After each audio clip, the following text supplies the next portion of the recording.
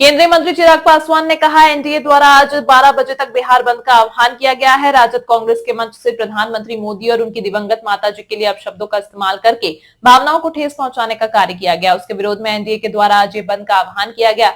जब मेरे परिवार को राजद नेता तेजस्वी यादव के सामने गालियां दी गई थी, उस समय भी इन लोगों ने मौन धारण कर लिया था। लोकसभा चुनाव में भी लोगों ने इनको जवाब देने का काम किया था। इस बार विधानसभा चुनाव में भी जनता इनको जवाब देगी।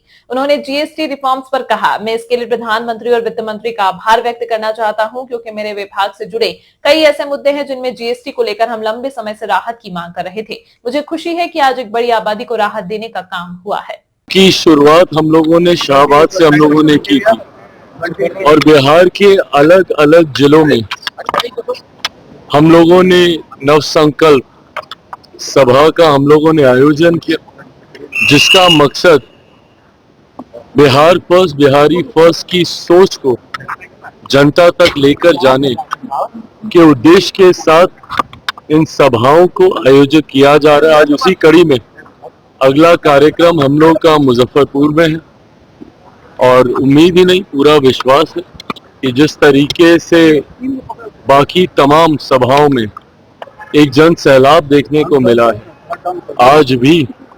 आज वैसे बिहार बंद हम सबके द्वारा बिहार बंद का भी आयोजन किया गया है। पूरा एनडीए एकजुट होकर 12 बजे तक हम लोगों ने इस बात की घोषणा की है कि जिस तरीके से मेरे प्रधानमंत्री आदरणीय नरेंद्र मोदी जी के राजद कांग्रेस के मंच से अपशब्दों का इस्तेमाल किया गया, गाली का इस्तेमाल किया गया, उनकी पूज्य माता जी के लिए जिस तरीके से गाली का इस्तेमाल कर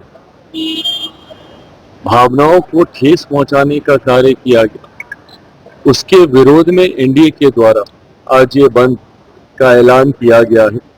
पर बंद के ठीक बाद मुजफ्फरपुर में हम लोग की ये नव संकल्प सभा का आयोजन किया गया है। उस मंच के माध्यम से भी इन बातों को मजबूती से रखा जाएगा कि किस तरीके से राजद और कांग्रेस की संस्कृति का एक हिस्सा बन गया है गाली गलौज जैसी भाषा का इस्तेमाल करना। जब कांग्रेस के सर्वोच्च नेता, उनके सबसे बड़े नेता और नेता प्रतिपक्ष लोकसभा में राहुल गांधी जी जब स्वयं प्रधानमंत्री के लिए तू तड़ाक करके बात करते हैं, आप हो सकता है हमारी नीतियों से आप सहमत ना हो, पर इसका मतलब कतई ये नहीं है कि आप तू तड़ाक जैसी भाषा का आप इस्तेमाल करें।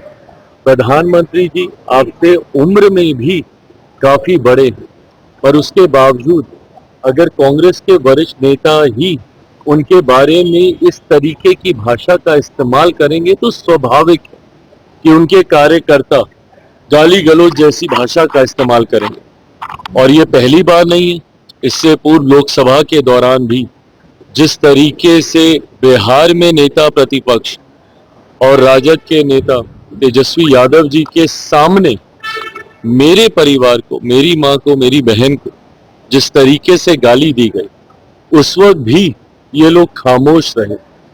आज भी अफसोस इस बात का होता है कि कम से कम एक शब्द आप इसकी निंदा करने के लिए तो कह सकते हैं, भले आपकी मंशा ना रही हो, पर अगर किसी भी व्यक्ति ने ऐसी भाषा का इस्तेमाल किया, कम से कम इतना तो आप आकर कह सकते हैं कि ये गलत है और ऐसा नहीं बोला जाना चाहिए।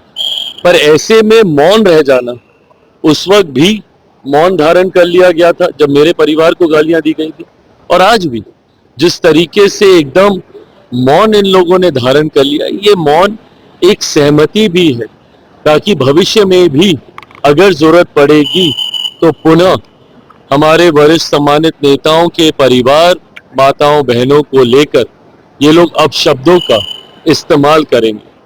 लोकसभा चुनाव के दौरान भी जनता ने इनको जवाब देने का काम किया था और इस बार पुनः विधानसभा में ऐसी भाषा के आक्रोश में जनता इनको जवाब देने का काम। मैं इसके लिए प्रधानमंत्री जी और वित्त मंत्री जी का विशेष तौर पे धन्यवाद करूंगा, क्योंकि मेरे विभाग से जुड़े हुए भी कई ऐसे विषय हैं जिसमें जीएसटी को लेकर हम लोग लंबे समय से राहत की हम लोग मांग कर रहे थे। आज मुझे खुशी है कि एक बड़ी आबादी को राहत देने का कार्य किया गया। मध्य वर्ग हो या लघु उद्योग हो, उनको जिस तरीके से जीएसटी की दरें कम कर और 28% को पूरी तरीके से इसमें से निकालकर और 18 और 12% में आने वाली वस्तुओं को सीधा, अधिकांश उनमें से वस्तुओं को सीधा 5% या उसको निल किया गया है। जो वादा प्रधानमंत्री जी ने लाल किले की प्राचीर से किया था कि दिवाली से पहले जीएसटी में राहत देकर देश की एक बड़ी आबादी को महंगाई से निजात दिलाने का प्रयास किया जाएगा। आज प्रधानमंत्री जी ने अपने उस वादे को पूरा किया। मैं अपनी तरफ से, अपनी पार्टी लोक जनशक्ति पार्टी रामविलास की तरफ से उनको धन्यवाद देता हूं। तेजस्वी यादव ने कहा है कि शादी आप कब करेंगे? अरे